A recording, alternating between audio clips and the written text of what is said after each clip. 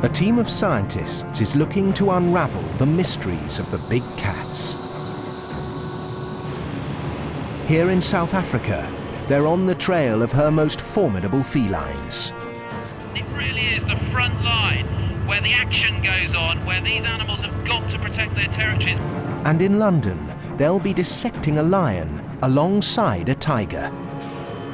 They want to find out whether they're actually the same animal, but under different skins. They want to learn how they roar. I think there's about a 5% chance that this is going to work.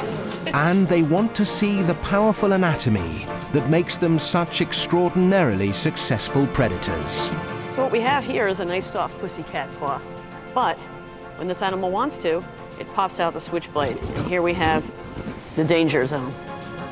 Join us as we go deep inside the big cats.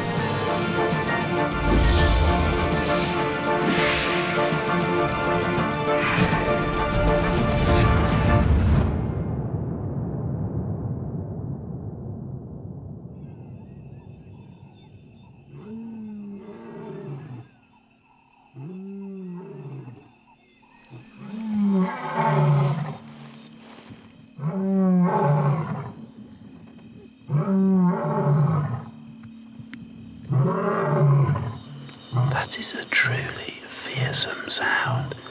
If I was on my own here now, I would be absolutely terrified. It's so loud, it kind of reverberates through your body, and it does the job he intends it to do, which is to tell everybody, and certainly every lion in the area, most importantly, he's the boss. This is his patch. And if I was another lion, I'd be leaving.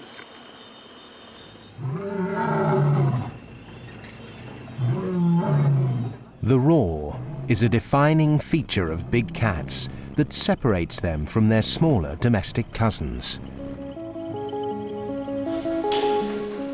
The mystery of how and why they make this thunderous sound is one of the first things the dissection team will investigate.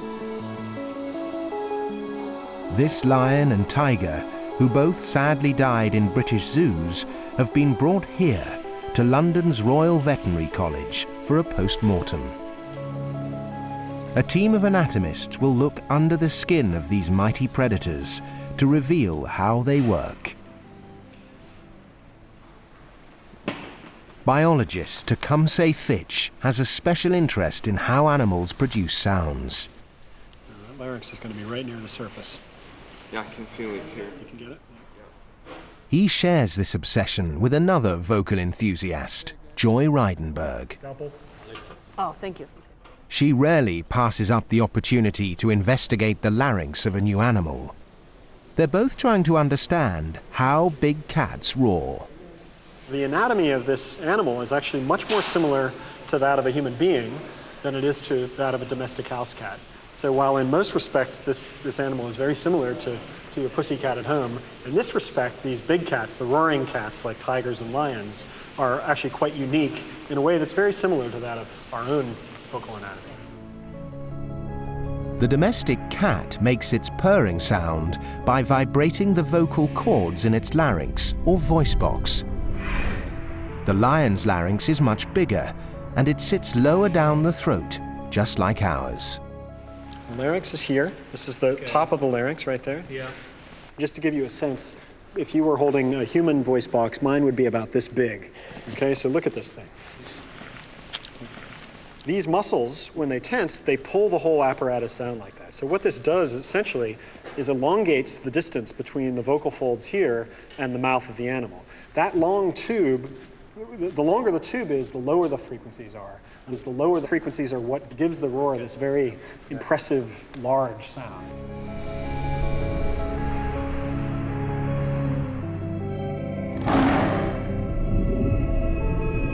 When a lion roars, it extends the vocal tract like a trombone's slide, using muscles that pull the larynx towards the ribcage. How the lion produces such an unusually loud, deep roar has never been fully understood. Tecumseh has seen similar anatomy in many other animals, but this is the first time he's looked down a lion's throat. To trace back the muscles that pull on the larynx, they're forced to cut through the rib cage. I want to get in here and see what's really going on. Jesus, look at this. It just keeps going. I can't see how much further it goes. So here's the first rib, second rib. It's definitely below that. It looks like it may be between the second and the third rib. Just what have you found?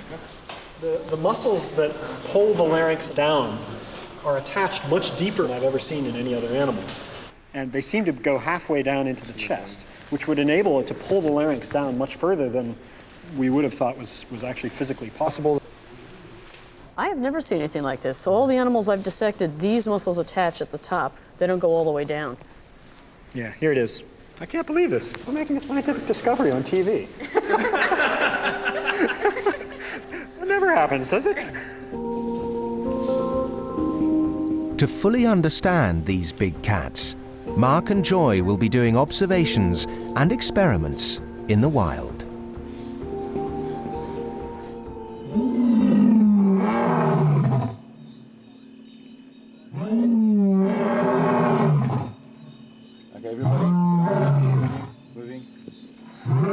In Africa, they're joined by lion researcher Paul Funston.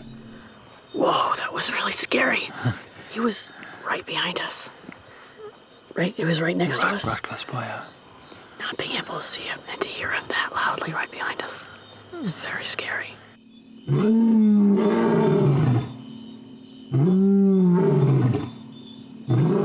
How far do you think that sound would carry? Well, a human ear can hear it at about 4 or 5 kilometers, depending on the terrain. So lions probably can hear it a bit further than that, 8, 9, 10 kilometers. So when you hear this roar at night, you can't see who's making it. Basically, it sounds like a great big thing.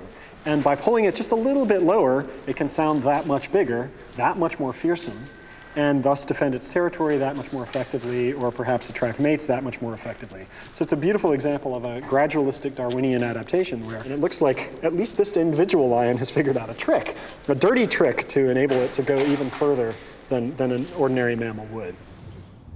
The big cats evolved roars to help them defend large territories.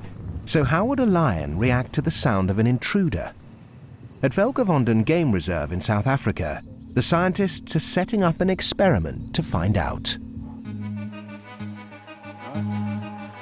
Watch this thing, it can tend to smash fingers as it rotates.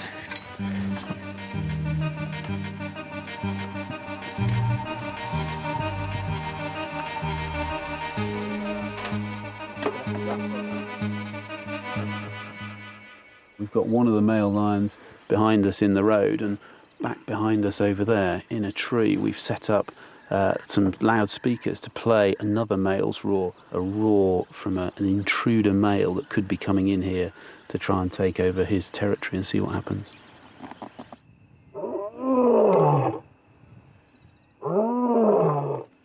Paul has built up an impressive collection of roars from recordings in the wild.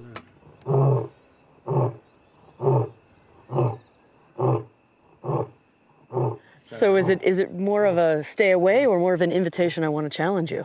I think it's primarily a stay away, but there's the second roar coming. But it's also a challenge. So the tape is set up to sort of simulate a typical bout with gaps every 3 to 4 minutes between each roar. Bout would normally comprise about an hour or so, telling the females that they're around and telling any other males in the area, you know, that if they did want to potentially have a conflict, that this is where they will be for the next hour and a bit. They can make an appointment and come visit Well, them? basically, they could make an appointment and come visit them, sure. He just doesn't seem that bothered by this at all, and he looks over towards the speakers, but he's not going over there to investigate, which could mean all kinds of things, lots of explanations potentially for it. Maybe because it doesn't sound to him like a real roar. It may be that he's just supremely cocky, and he goes, don't care. Of course, he could be deaf. Perhaps there's another reason. He's one of 2 brothers guarding a rhinoceros carcass.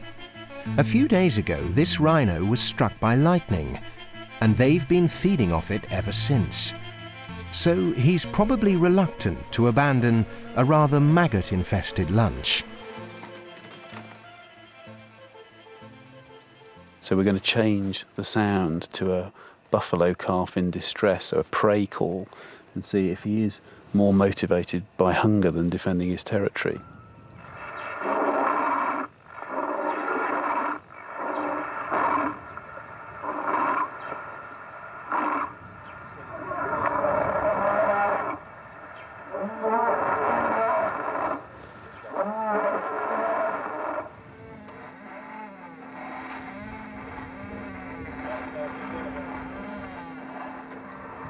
He's now a pretty confused lion because he's come all the way here. He's now trying to work out this kind of alien tripod arrangement that sits here. So we know there's 2 lions out there, and they would be hearing the call of 1.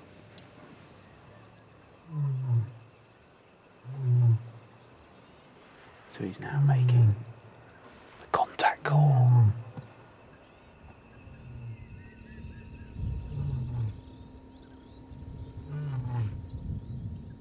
This call is to attract his coalition brother to see what's going on. It's one of 9 distinct sounds they use to communicate. Back in the dissection room, Tecumseh wants to see the lion's larynx in action by trying to make the dead lion roar. Okay. That's vibrating. I can feel that vibrating. Okay, this is looking pretty good. I think we have a chance. 12%? I'll go to 20. All right, here we go. This has never been done before. Never will be done again.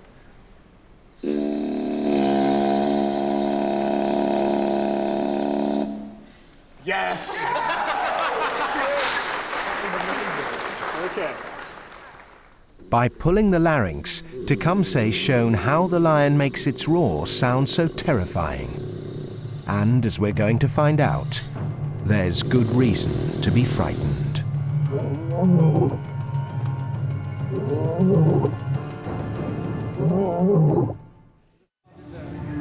The dissection team are about to start work on the tiger.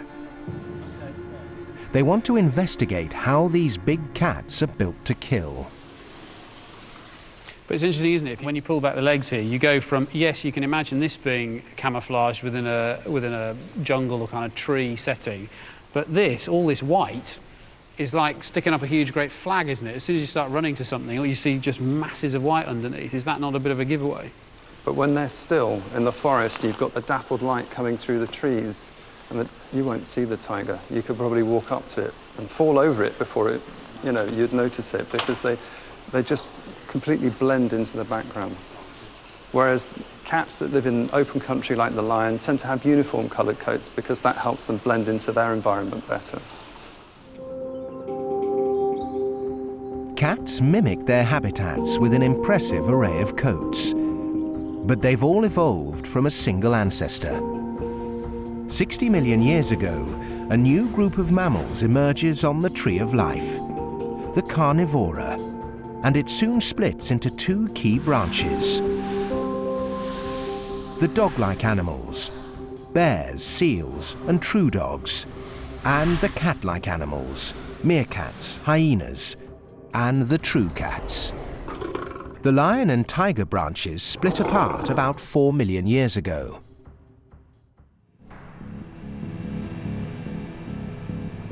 Today, these big cats look very different from each other on the outside. But how different are they really? With their skins removed, they're virtually indistinguishable, testament to their shared big cat heritage. Lions and tigers are the same under the skin. From Siberia to the savannah, the cat body plan is almost unchanged. An evolutionist like me loves to look at a group of animals which is just a sort of slight variation on a body plan. In the case of cats, we've got the small ones that hunt mice and birds, medium-sized ones like lynxes that hunt hares, and then large ones like lions that hunt antelopes wildebeest. Unlike the dog family, like wolves, which chase down their prey, run down their prey over a long chase, cats are stealth hunters. They stalk, they sprint and pounce. But whereas the tiger's a solitary hunter, lions hunt in groups. Both hunt over large territories. At Velgevonden, they use radio collars on the lions so they can monitor their movements. David Powery is the conservation manager here. I'm moving this antenna around. You can see the back 2 points is longer than the front 2 points.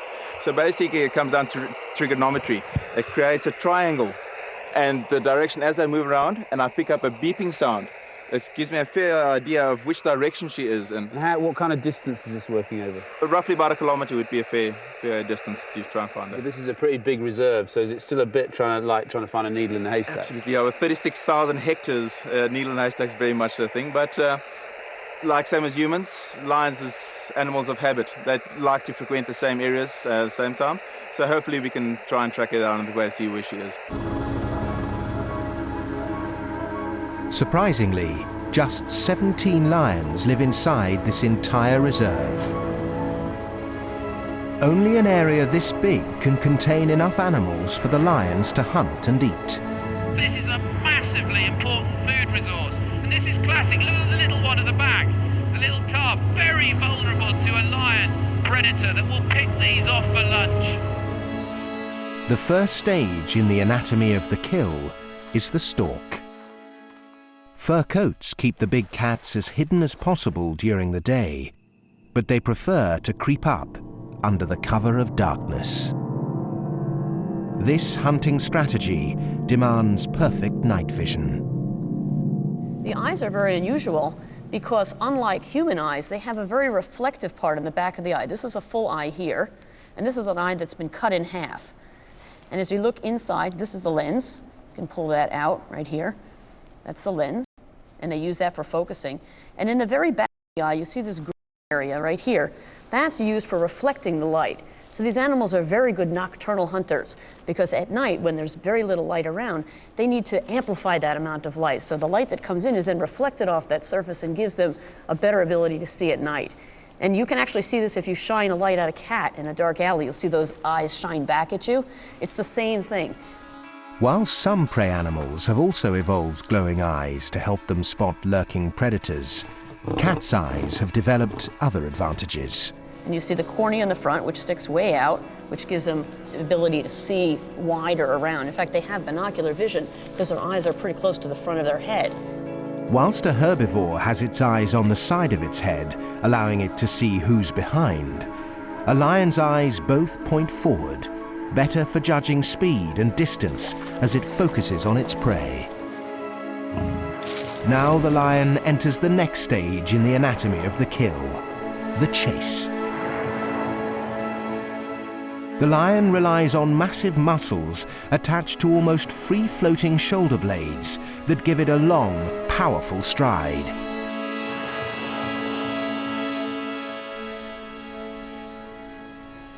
Got the edge of the scapula there. If we can try and move that. So you've got from here, it could move forwards.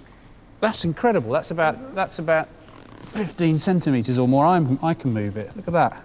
So that's just going to really increase that stride length that we were talking about. Okay. So if you can move that scapula, you're going to be able to stretch that foot that little bit further forward, be able to grab and catch their prey. This loose attachment is also why a cat's shoulder blade visibly protrudes when it stalks prey. Try doing this with your own arm and you'll wrench it out of its socket. If you were jumping on a wildebeest or something, you'd need to be able to do that, and this muscle would help pull all this round to be able to grab it. Yeah. But I mean, through here, there are loads of individual muscle groups. Yeah. All of them end up connecting to this incredible network of tendons that go out to the digits. Yeah, and you can see right down here that this muscle here is just running straight into the tendon. So we've got one muscle there that starts back here where it's attached. Yeah. has the muscle running down, then into tendon, and so that is...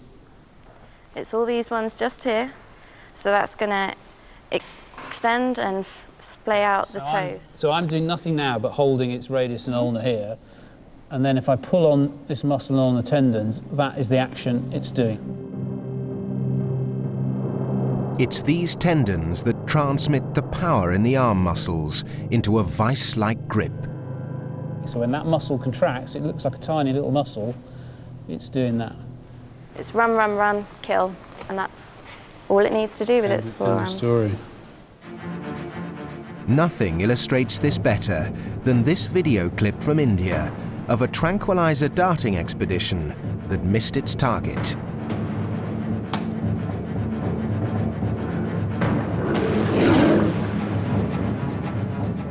The victim lost 3 fingers, but he was lucky to escape with his life.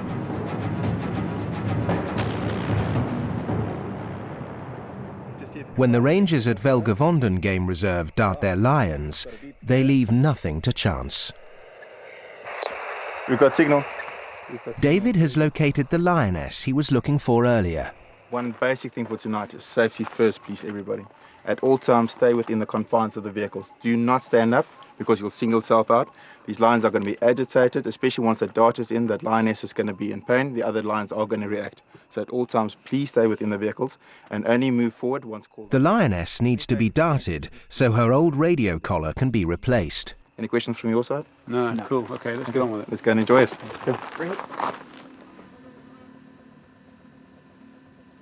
To draw the pride of lions out of the bush, they tie a dead wildebeest to a tree.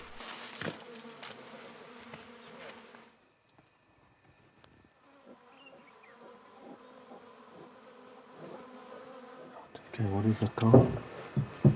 Okay, go for it.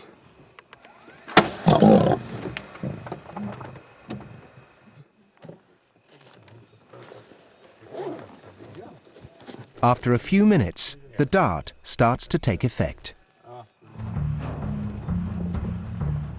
If the lions do approach us, just stand next to the vehicle. 2, 3, go! Whoop. Before they replace the lioness's collar, the team has to quickly move her away from the other lions, for her safety and theirs.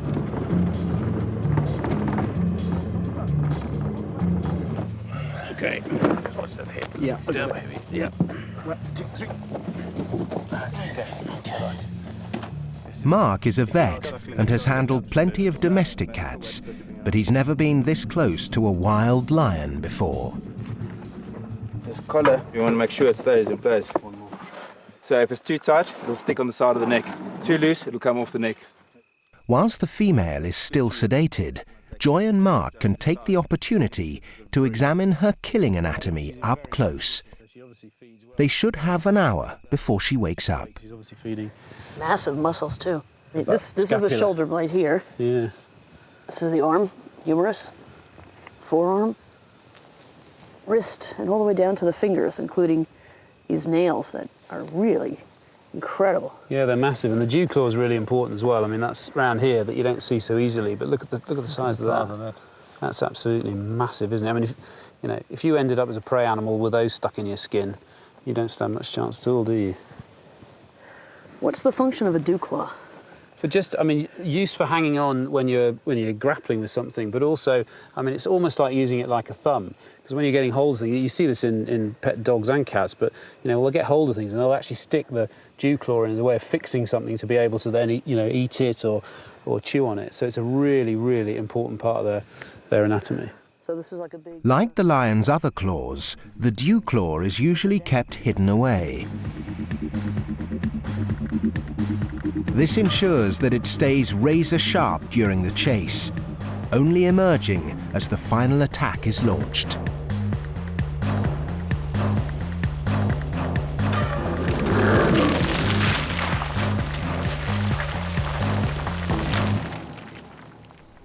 So what we have here is a nice soft pussycat paw.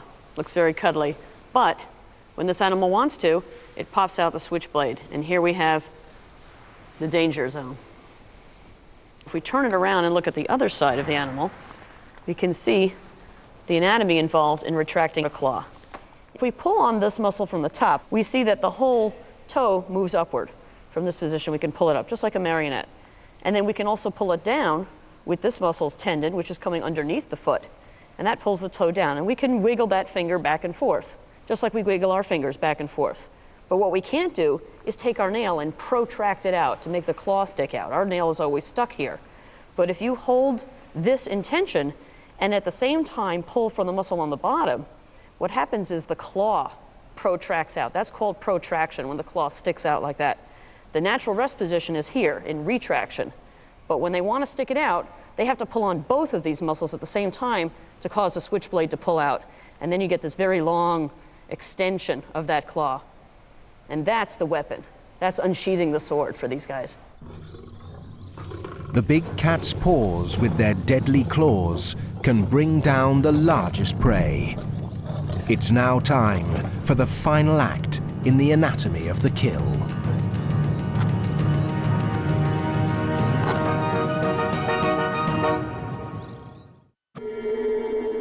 The dissection team wants to examine the big cat's deadly bite. This is the tiger. Actually, I'm not sure now. What have we got? This is the tiger. That's a long one, yeah. And okay, this I've is got the lion. This is the lion. Yeah, so the similarities between these really big cats become really striking, and part of that is just about its size. People have debated quite a bit which one is larger, a lion or a tiger. The fact is, actually, they're about equivalent. The biggest tigers and the biggest lions are about the same, and you can really see that. It's quite striking if we open up the jaws. It wouldn't be that different looking into the mouth of a lion and looking into the mouth of a tiger. When a lion closes its jaws around the windpipe of large prey, like a wildebeest, it will hold the bite for 10 minutes or more before its victim dies.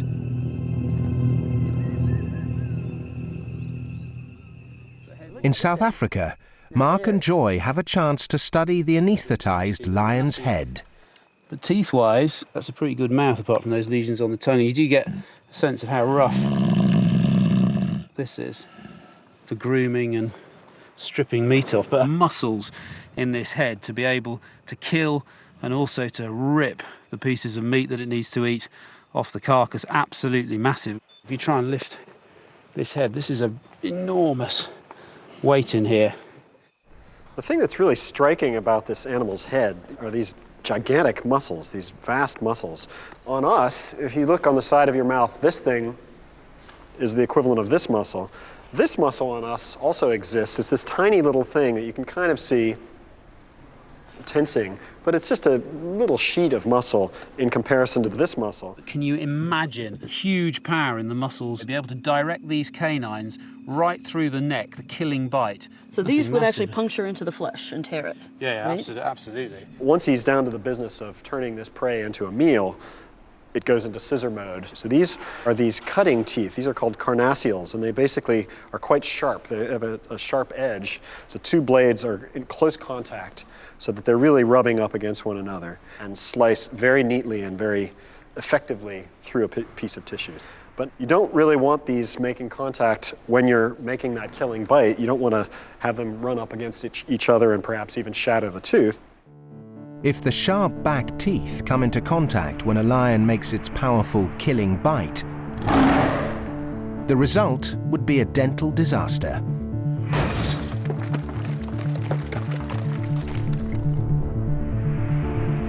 It's overcome this problem by evolving top and bottom jaws that are out of alignment as it bites.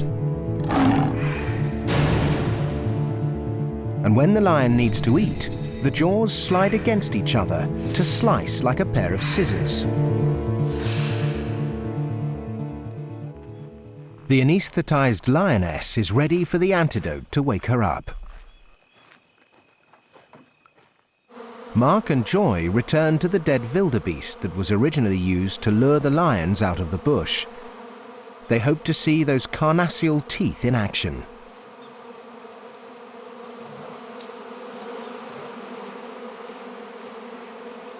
Eventually, a hungry male arrives.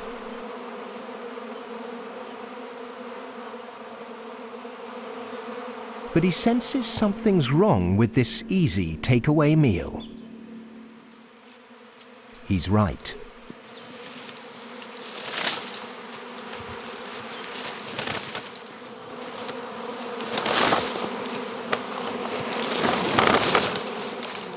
you look underneath his belly, you can see there's a ridge running underneath the belly there.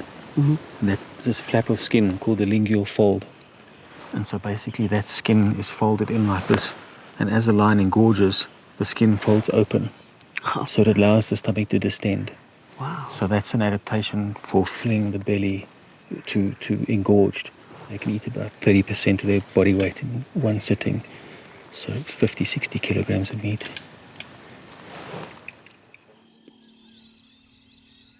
In the African bush, every animal must extract energy from the food they eat. They've each evolved a different strategy. Lions may be at the top of the food chain, but are they the most efficient eaters? To find out, Mark and Joy are going to conduct a rather smelly experiment. Looks like we got some elephant poo right here.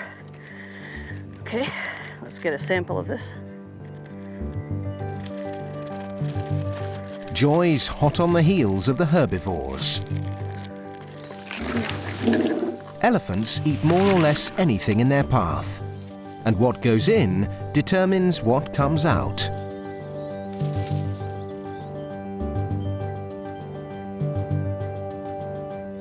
Giraffes, on the other hand, are fussy eaters, delicately stripping off only the freshest acacia leaves, and producing droppings a rabbit would be proud of.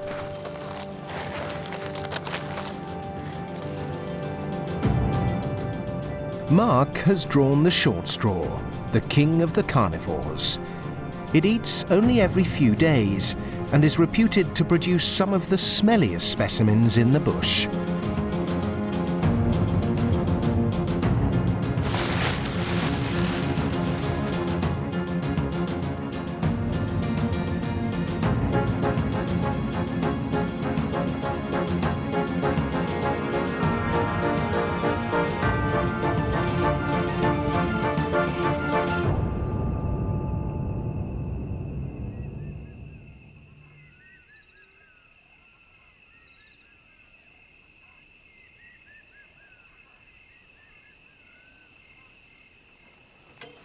That is absolutely perfect. Not only a magnificent sight of it walking past, but the fact that he chose to do a dump right there is just brilliant, because when it's gone, I can go and pick it up.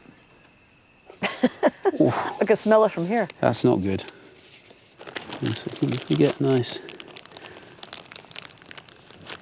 big bit there. I think that's going to be plenty, David. Yeah. Back at the lodge, the team has set up a dung lab.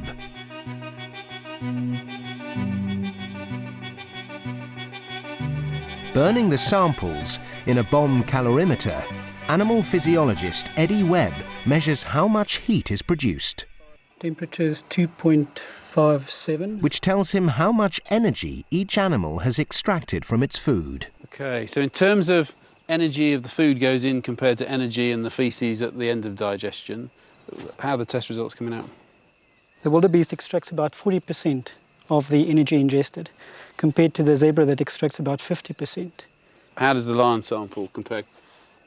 Compared to the zebra and the wildebeest, it extracted about 60 to 70% of the energy from the meat, which is very effective. That's incredibly high, very efficient. The vegetarian diet requires large labyrinthine guts, as the team found in a previous elephant autopsy. Can you stand back, please? Yet they're surprisingly inefficient at extracting energy from their food. So what's the secret of the big cat's guts?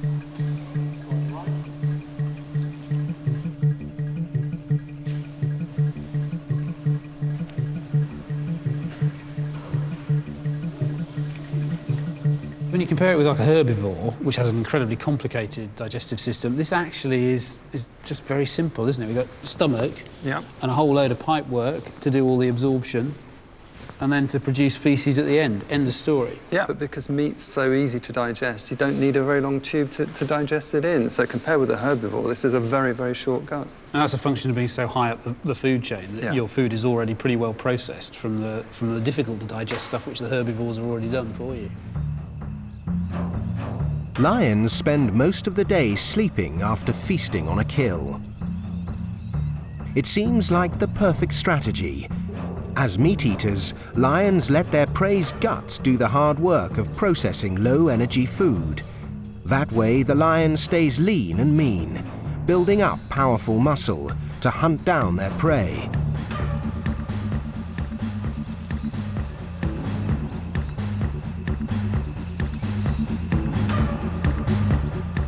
But lions don't always have it their own way. Only 1 in 5 attacks is successful. Lions and other cats are superb killing machines, but of course they don't always succeed. They don't always make a kill. Antelopes, or whatever their prey are also superb running away machines, superb escaping machines, but they don't always escape. That's exactly what you'd expect, that there would be some failures on both sides. And there's actually an additional reason why you might expect a slight imbalance in that evolutionary arms race. You can express it in the words of an Aesop's fable. The fox is running for its dinner, but the rabbit is running for its life. So far, the dissection team has revealed that under their skins, lions and tigers have virtually identical anatomy. But there are key differences that can't be understood by dissection.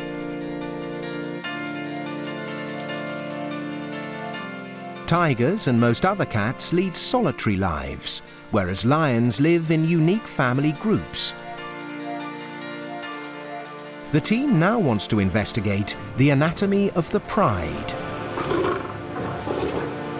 These family groups probably evolved to help lions take down large prey and to defend their territories. It's resulted in a complex hierarchy.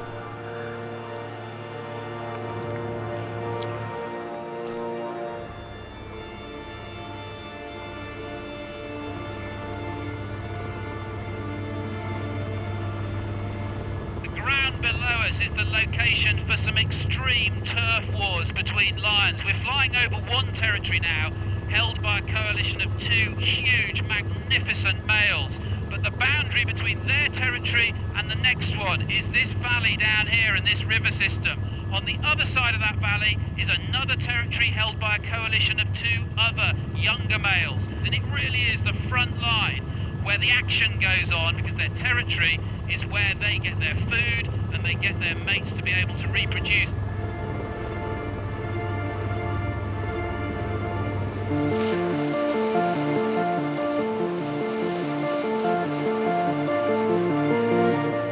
Mark and Joy go back into the territory to try to find the pride that they tracked for the darting mission. About 2 o'clock, straight over here, David. The mother, whose collar was replaced, is back with her cubs. But as usual, the males are away on patrol.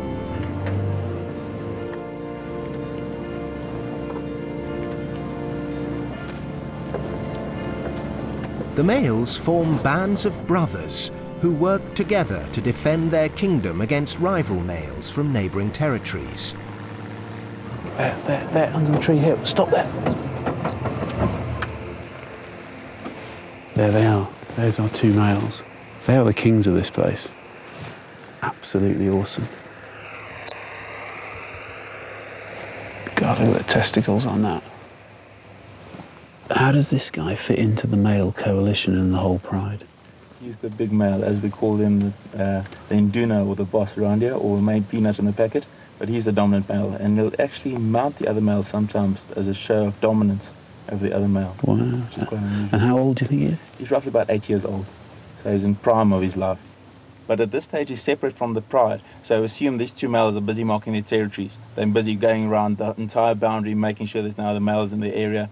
Quite often vocalizing a lot, telling other male lions that this would be their prime area, and marking territories by defecating and spraying their urine on bushes to mark their territory. All cats spray urine as a form of territory marking, saying who's been where and when. And if we look at the anatomy, the big male cats have got a big advantage in terms of their penis and which direction it points. If we have a look here, I mean... Let's reveal the King of the Jungle's crown jewels. Actually, it's all very small, isn't it? It is very small, very compact. And normally, of course, it just sort of hangs down and points backwards quite naturally. And so when it wants to spray urine, it goes in the right direction. Successful dominant males will mate for 30 seconds every 30 minutes, sometimes for 4 consecutive days. They leave nothing to chance in their effort to ensure they pass on their genes. They know they may have to fight off younger males looking to start their own pride.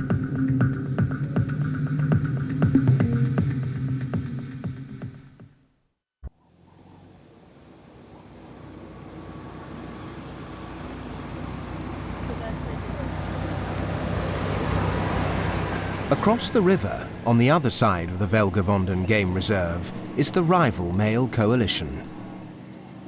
They're still guarding the rhino carcass. Is that the bark? That was the bark. Yeah. Tail fletching, ears back. Just a slight warning.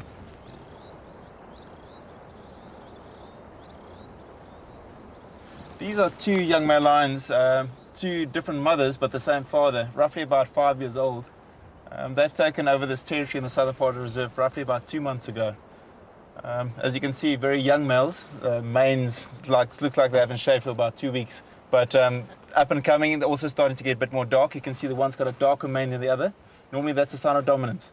The more darker the mane, the more dominant he is. Yeah, I mean, it's interesting. There have been studies done where the darker mane is attractive to the females. They check it out first, so it must have a really important role to play. In a bizarre experiment carried out in the 90s, scientists introduced stuffed lions with different coloured manes to see which one attracted the lionesses. Dark manes are a sign of increased testosterone. Even though they can't have smelt that convincing, the females were still attracted to the dark mane. And even this male approaches his stuffed rival cautiously. And this is almost certainly a good example of what Darwin called sexual selection as opposed to natural selection. Sexual selection means that males, in this case, are selected because of their success in out-reproducing rival males, often because they're more attractive to females, but sometimes because they're more intimidating to males.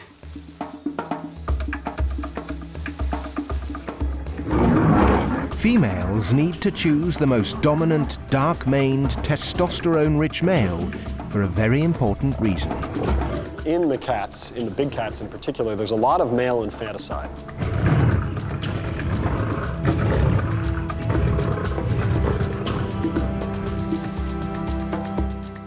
If some intruding male comes in, pushes away the former dominant, the first thing he does is kills the babies, kills the young animals. So from the female's point of view, the last thing she wants is to invest all these resources in gestating a young, giving birth to her cub, and then at 3 months or 6 months, another male comes in and kills it. So what she wants is to ensure that she mates with a dominant male, with a powerful male that can keep the competition away. Therefore, she can have a pretty good chance that her cubs are going to make it to be old enough to avoid infanticide. In the court of the Lion King, the young princes are initially vulnerable, until one day these young pretenders become strong enough to claim the throne. We've seen how the biggest cats in the feline family have adapted their anatomy to become dominant males, and how their paws and jaws have turned them into such formidable hunters. But here in Africa, lions have gone one step further by developing a really effective social system that ensures the survival of the pride. Long may these majestic beasts continue to rule supreme over their vast African kingdoms.